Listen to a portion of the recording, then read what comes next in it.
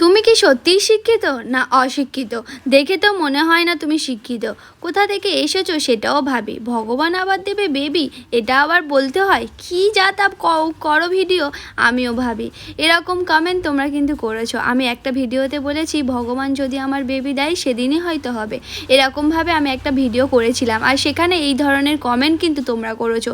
আমি মনে করি ভগবান যেদিনকে চাইবে আমার সেদিনকেই শেষ দিন হবে। আর ভগবান যদি মনে করে আমার আজকে বেবি হবে, তো সুস্থ সবল ভালো একটা সবার যেমন হয় সেরকম যদি ভগবান যদি মনে করে তাহলে হবে। এটা আমি মনে করি। ভগবানের ঊর্ধ্বে আর কেউ হয় না। আর আমরা তো সামান্য একটা মানুষ মাত্র। ভগবান যদি চায় সব কিছু ঠিকঠাক হবে, সুন্দর হবে, ভালো হবে।